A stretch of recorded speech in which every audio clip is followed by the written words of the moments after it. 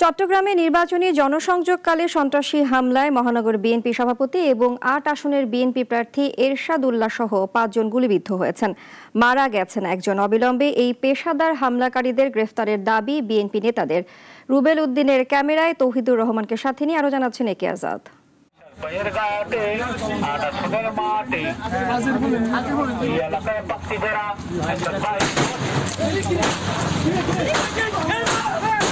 বুধবার বায়েজিদ বোস্তামি থানার চালিতাতলির খন্দকারপাড়া এলাকায় গণসংযোগ চালানোর সময় চট্টগ্রাম ৮ আসনে বিএনপি মনোনীত প্রার্থী এরশাদ উল্লাহ সহ ৫ জন গুলিবিদ্ধ হয়েছেন। ঘটনাস্থলে প্রাণ হারান একজন।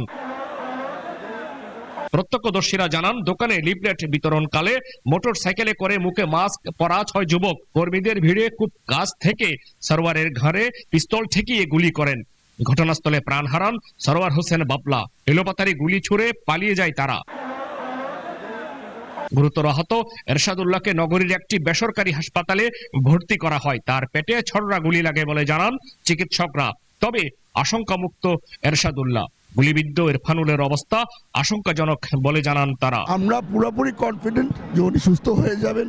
আশা করছি উনি আবার শিগগিরই ক্যাম্পেইনে আবার চলে আসবেন। আপাতত ওনার লাইফ কোনো ডেঞ্জারে নেই, আলহামদুলিল্লাহ। এতে বিক্ষুব্ধ বিএনপি নেতা কর্মীরা নগরীর বিভিন্ন এলাকায় বিক্ষোভ মিছিল করেন। নিহতের ভাই জানান, সন্ত্রাসী ছোট সাজ্জাদের লোকজন তার ভাইকে মেরে ফেলার হুমকি দিয়ে আসছিল। প্রশাসনের নিষ্ক্রিয়তার সুযোগে এই হত্যাকাণ্ড সংঘটিত হয়েছে বলে অভিযোগ তার। এরা নোহাত থেকে নামছে, কিছু এরশাদ ভাইয়ের সাথে ছিল। নোহাটাও এরশাদ ভাইয়ের পিছে পিছে আসছে। ওরা আসার আগে এরশাদ ভাই চালিতাতলিতে একটা ক্লাব আছে, ইটমাটার সাজ্জাদদের পারিবারিক ক্লাব, ওটা ওই ক্লাবে প্রায় 1 ঘন্টা মতো ওরা এখানে মিটিং করছে। ওখান থেকে প্রস্তুতি নিয়ে এরশাদ ভাইয়ের সাথে ওরা আসছে সবাই। আসার পর এক পর্যায়ে গুলি যখন বেশি করতেছিল তখন আমার ভাই এরশাদ ভাইকে জড়াই ধরে ওনার গায়ে গুলি লাগতে দেয় নাই। সবগুলা গুলি আমার ভাইয়ের গায়ে লাগছে।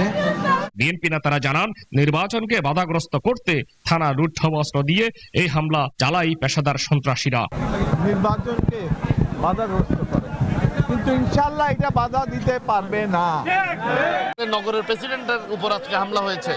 এইটি অনতিবিলম্বে এই দোষীদেরকে গ্রেফতার করতে হবে, আইনের আওতায় আনতে হবে এবং চট্টগ্রাম সহ পুরো দেশের যত থানা লুটের অস্ত্র আছে এবং অবৈধ অস্ত্র আছে অনতিবিলম্বে সেগুলো উদ্ধার করে অপরাধীদেরকে আইনের আওতায় আনতে হবে।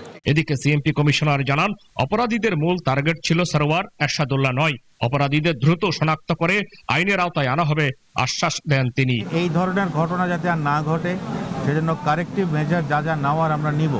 এরশাদ উল্লাহ সাহেব ওনার এদের টার্গেট ছিলেন না। টার্গেট যে ছিল সে মারা গিয়েছে, সরওয়ার বাবলাই টার্গেট ছিল।